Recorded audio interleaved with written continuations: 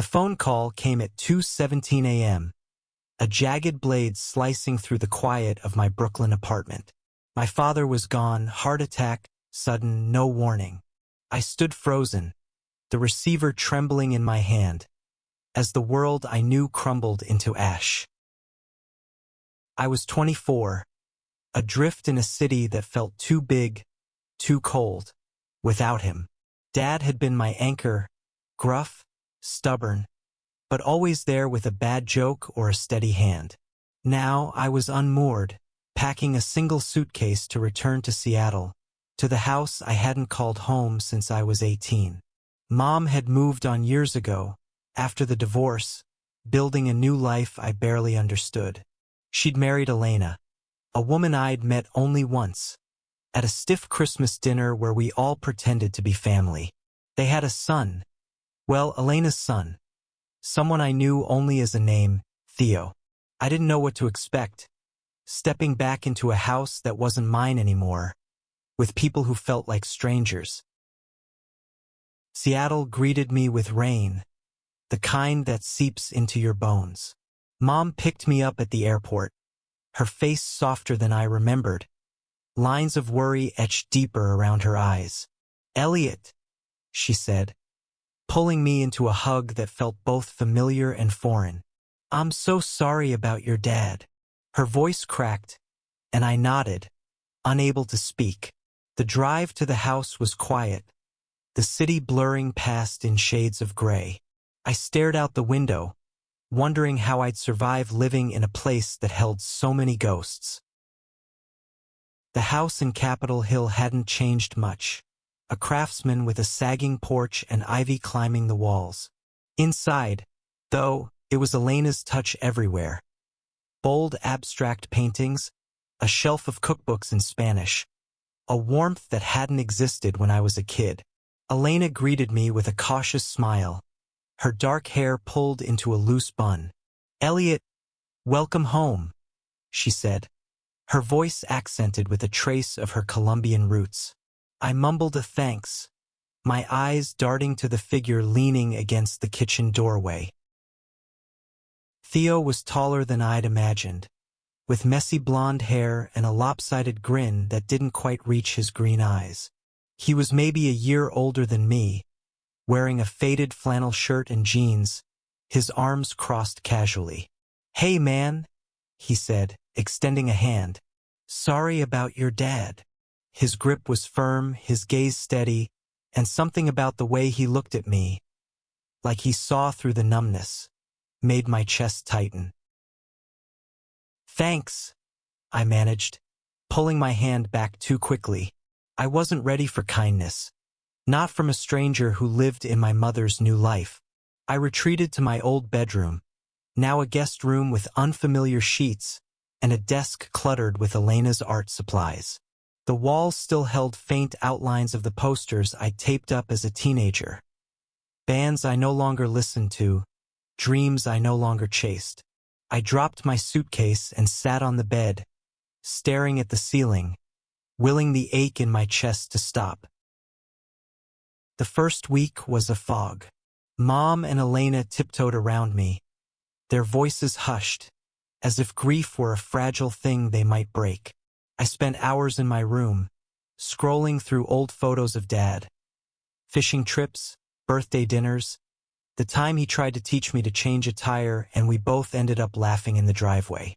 Each memory was a punch, leaving me hollow. I avoided Theo, who seemed to fill the house with an easy energy I couldn't match. He'd play music in the living room, indie folk that drifted through the walls, or tinker with his bike on the porch, humming to himself. I didn't know how to talk to him, didn't want to. One night, unable to sleep, I wandered into the kitchen for water. Theo was there, leaning against the counter, eating cereal straight from the box. "Can't sleep either?" he asked, his voice low, like we were sharing a secret. I shrugged, filling a glass from the tap. "Want to talk about it?" he pressed, his tone gentle but not pushy. "No," I said, sharper than I meant. He didn't flinch, just nodded and offered me the cereal box. I shook my head, but something about his quiet persistence made me linger. "You always eat cereal at midnight?" I asked, trying to shift the focus. He grinned, a real one this time. "Only when I'm stress eating.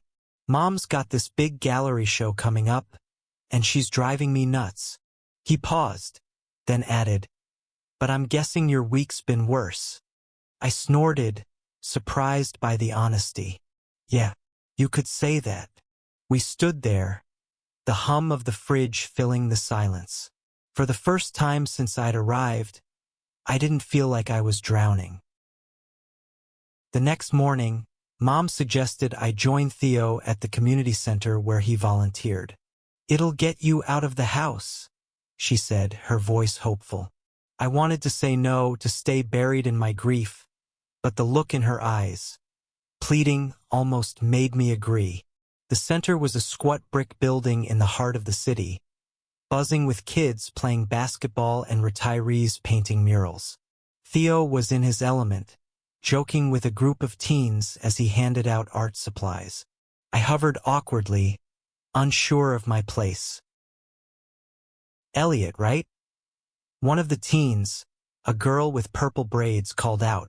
"Theo says you're from New York. You ever see a Broadway show?" Her curiosity caught me off guard, and I mumbled something about seeing Rent years ago. Theo shot me a look, like he knew I was struggling but wasn't going to let me sink. By the end of the day, I was helping the kids paint a mural of the Seattle skyline, my hands smudged with blue and gold. Theo worked beside me, his brushstrokes confident, his laughter easy. "You're not bad at this," he said, nudging my shoulder. I felt a flicker of warmth, a crack in the ice that had settled in my chest. That night, lying in bed, I thought about Theo's grin, the way he seemed to carry light with him. I wasn't ready to feel anything yet.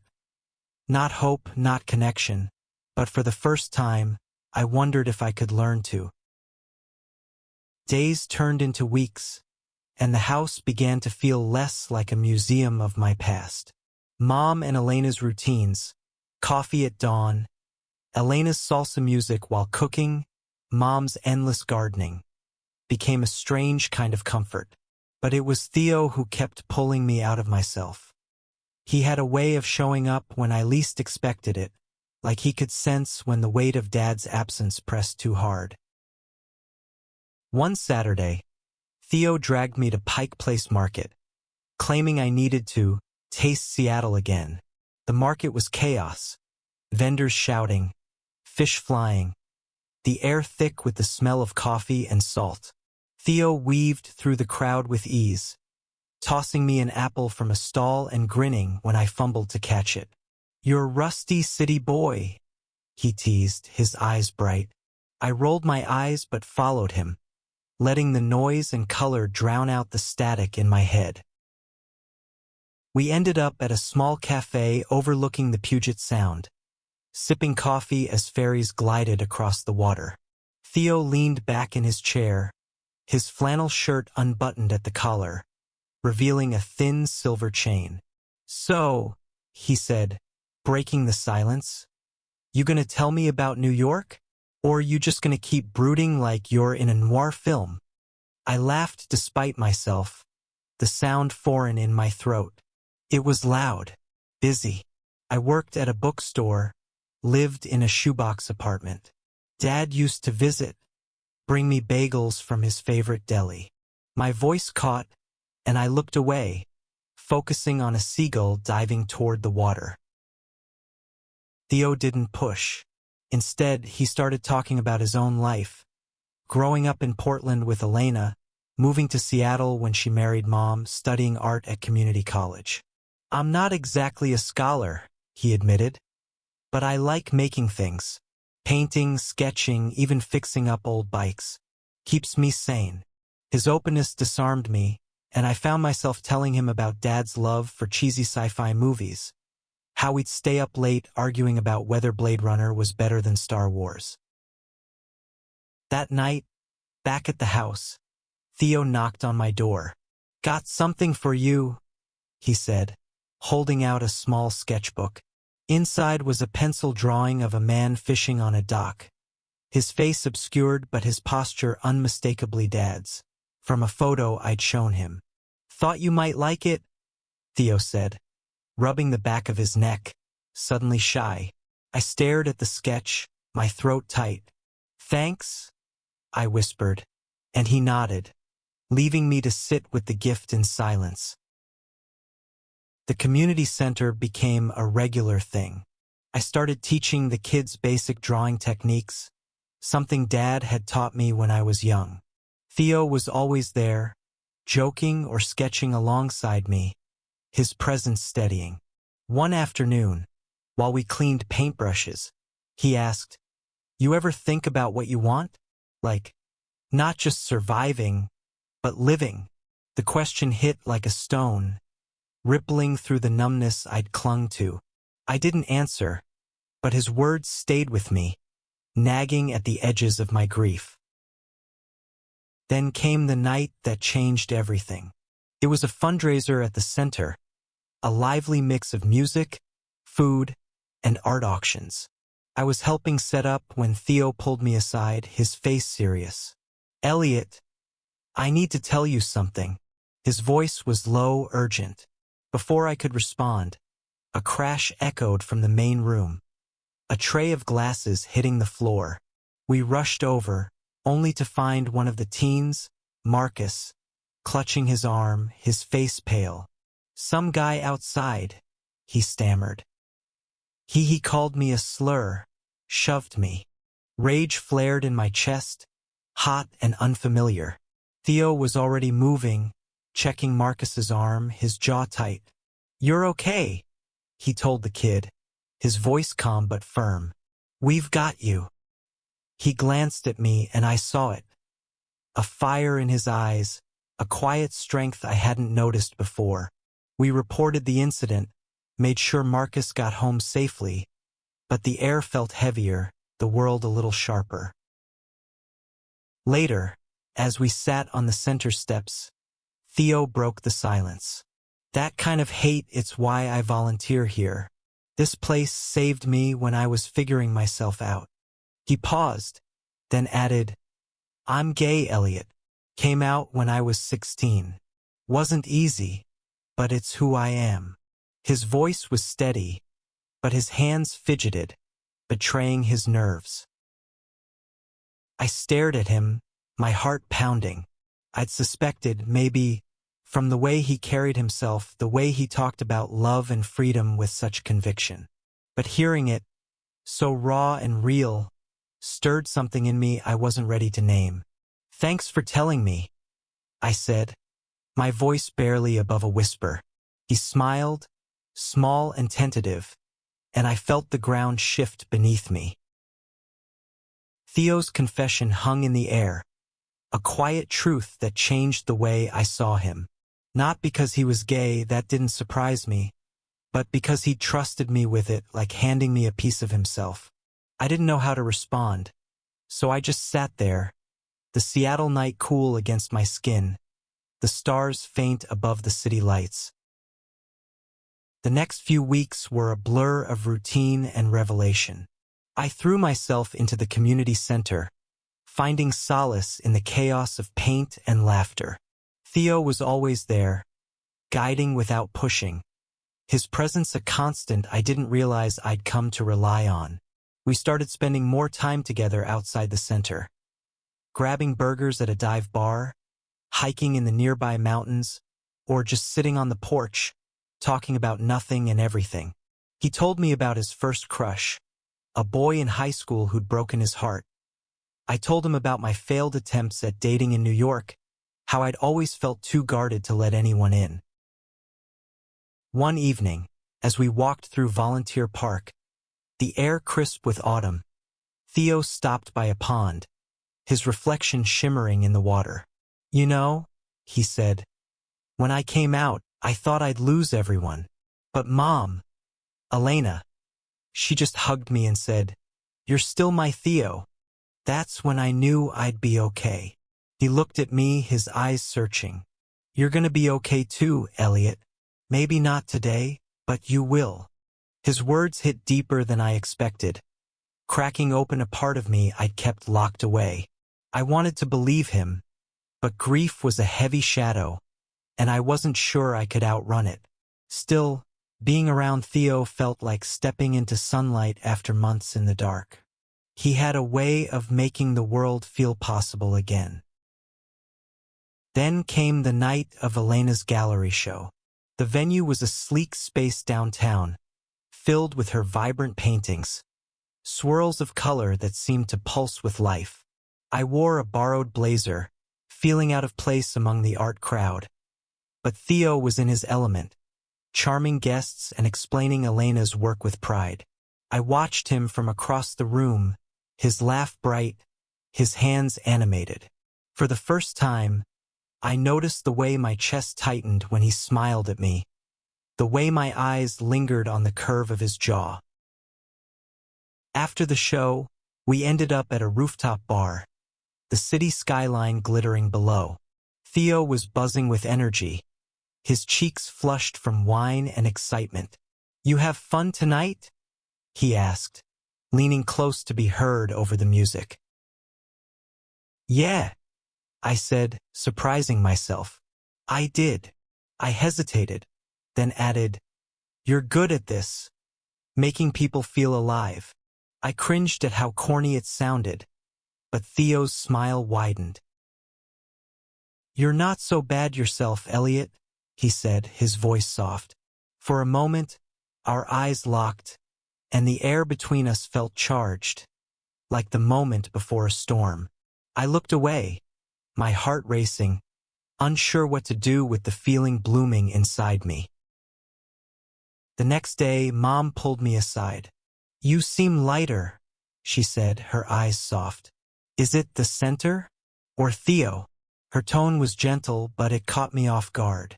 I mumbled something non-committal, but her words stayed with me. Was it Theo? I didn't know what I was feeling, grief, guilt, or something new entirely, but I couldn't deny the way he made me want to keep going. A week later, the community center hosted a pride event, a celebration of color and music. Theo was everywhere, hanging rainbow flags, helping kids make posters. I watched him, marveling at how he moved through the world with such unguarded joy. During a quiet moment, he pulled me into a corner, his eyes bright.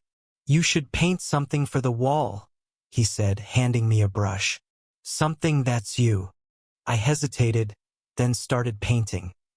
A simple silhouette of a man and his son fishing, their backs to the viewer, the horizon glowing. It was Dad, and me, and all the love we'd shared. When I finished, Theo stood beside me, his shoulder brushing mine. "That's beautiful," he said, his voice thick. I looked at him, and for the first time I let myself feel the pull, the want, the need, the possibility. That night, as we cleaned up, Theo caught my hand. "Elliot," he said, his voice low. "I don't know what this is, but I feel it. Do you?" His eyes searched mine, vulnerable and hopeful. I swallowed, my heart pounding. "Yeah," I whispered. "I do."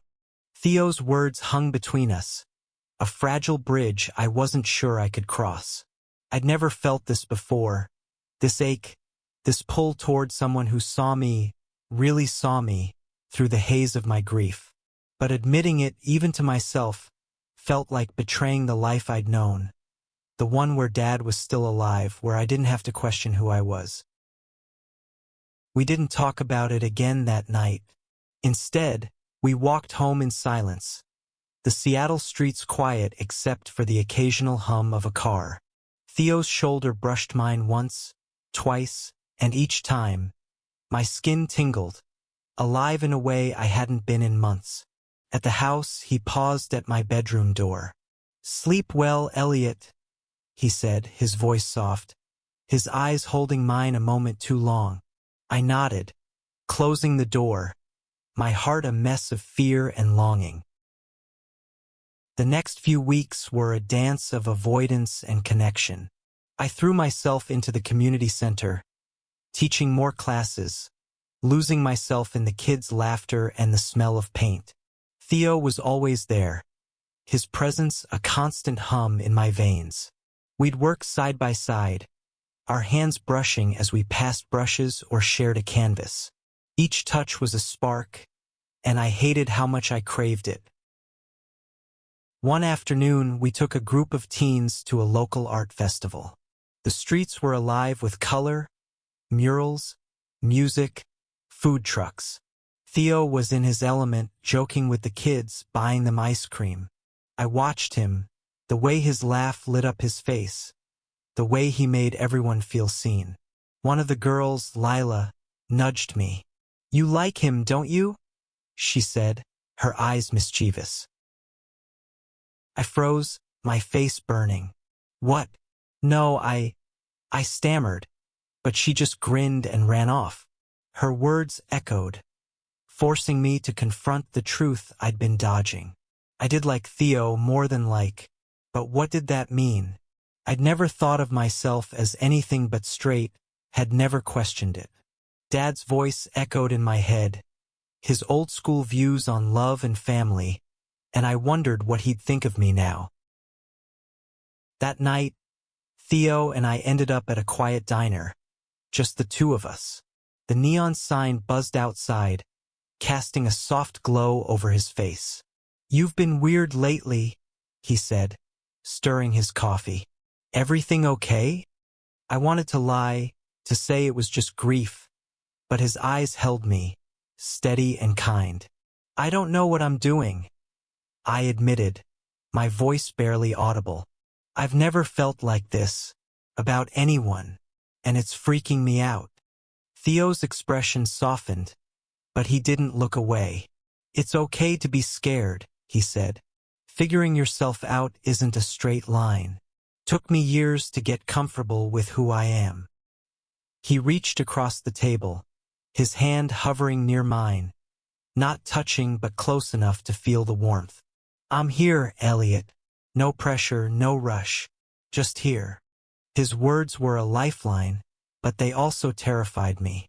I pulled my hand back, muttering something about needing air, and left the diner, my heart pounding.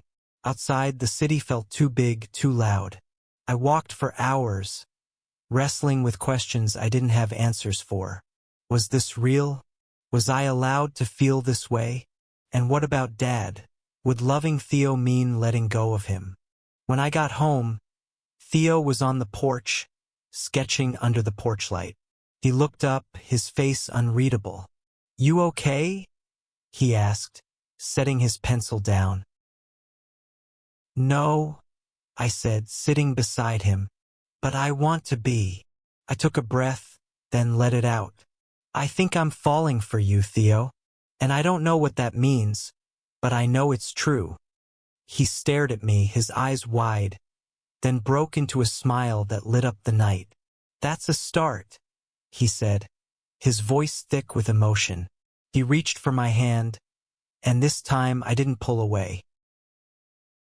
Holding Theo's hand felt like stepping off a cliff, terrifying, exhilarating, and utterly new. We didn't kiss, didn't need to. That moment under the dim porch light was enough. A promise that we'd figure this out together. But the world wasn't as simple as that night, and I was about to learn how sharp its edges could be. The next morning, Mom and Elena noticed something had shifted. Over breakfast, Elena raised an eyebrow, her smile teasing. "You two seem cozy," she said, glancing between me and Theo. Mom's eyes widened, but she didn't say anything, just squeezed my hand under the table. Their acceptance was a quiet gift, but it didn't erase the fear gnawing at me. Fear of what this meant, of what others would think, of whether I was betraying Dad's memory. At the community center, things felt different too. The kids, perceptive as ever, picked up on the change. Lila, the girl with the purple braids, grinned every time Theo and I stood too close. But not everyone was as open. One of the volunteers, an older man named Carl, started giving us side-eye, his comments laced with disapproval. "You boys spend a lot of time together," he said one day, his tone sharp. Theo brushed it off, but I felt the sting, a reminder that not everyone would see us the way Mom and Elena did. Then came the letter. It arrived in a plain envelope, addressed to me in neat handwriting.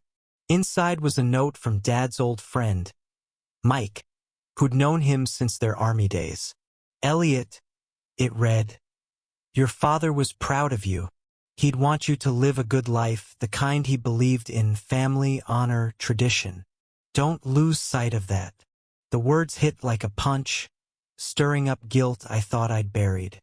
Dad's world had been black and white, and I wasn't sure where I fit in it anymore. I showed the letter to Theo that night, my hands shaking.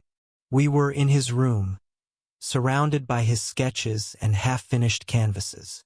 "He doesn't know me," I said, my voice breaking, "but it feels like Dad's speaking through him, telling me I'm wrong." Theo took the letter, his jaw tight. "This isn't your dad, Elliot. This is Mike's idea of who your dad was. You knew him better than anyone. What would he really say?" I didn't have an answer, but Theo's certainty steadied me. He pulled me into a hug, his arms strong, and for the first time, I let myself lean into him, let the warmth of his embrace quiet the storm in my head. The community center's annual art show was approaching, and Theo convinced me to submit a piece. I painted a canvas of Dad and me, based on the sketch Theo had given me, but this time in vibrant oils, blues and golds, the colors of memory and hope. Theo submitted a piece too, a bold abstract of two figures reaching for each other against a stormy sky. When he showed it to me, he said, "It's us," and my heart skipped. The night of the show, the center was packed. My painting hung next to Theo's, and I felt exposed, like my soul was on display. Carl was there, his eyes lingering on our work, his expression sour. As the evening wore on, he cornered me. "This what you're about now?" he said, gesturing to Theo's painting. "Your dad wouldn't have liked this." The words cut deep, but before I could respond, Theo was there, his voice calm but steel-edged. "Elliot's dad loved him. That's what matters. You don't get to decide what that love looks like." Carl backed off, muttering, but the moment left me shaken. Theo took my hand, squeezing it, and I felt a surge of courage I hadn't known I had. Later, as we stood by our paintings, Theo leaned close. "I'm proud of you," he said, his breath warm against my ear. I turned to him, and in that crowded room with the world watching, I kissed him. It was soft, tentative, but it felt like coming home. That kiss was a beginning, but it wasn't the end of the story. Loving Theo didn't erase the grief or the questions, but it gave me a reason to face them. We were messy, imperfect, learning each other in stolen moments. Late-night talks on the porch, quiet mornings painting together, walks through the city where his hand in mine felt like defiance and hope. The fallout from the art show lingered. Carl stopped volunteering and a few others whispered, but the kids at the center rallied around us. Lila made us a rainbow-themed poster that read, "Love wins," and Marcus, the teen who'd been harassed, hugged us both, his smile fierce. Mom and Elena were our anchors, their home a safe harbor where we could be ourselves. But the world outside wasn't always kind, and I had to learn to navigate it. One afternoon, I visited Dad's grave, a quiet plot overlooking the Sound. I sat there, tracing the letters of his name, and told him everything. About Theo, about the fear and the joy, about how I was trying to live again. I didn't know if he could hear me, but I felt lighter, like I'd laid down a burden I'd carried too long. Theo was waiting for me when I got back, his eyes soft with understanding. "You okay?" he asked, and I nodded, pulling him close. Months later, we started planning a trip together. A road trip down the coast, just the two of us. We'd paint, explore, figure out who we were together. The night before we left, we sat in the backyard, under the cherry tree where I'd first felt the spark of something new. Theo handed me a napkin, a playful grin on his face. Scrawled in his messy handwriting were the words, "Love is home." I laughed, tucking it into my pocket, knowing it was true.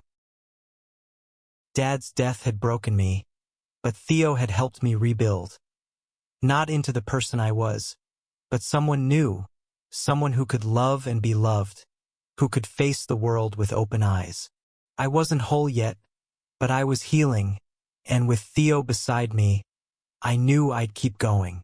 The road ahead was uncertain, but for the first time, I wasn't afraid to drive it.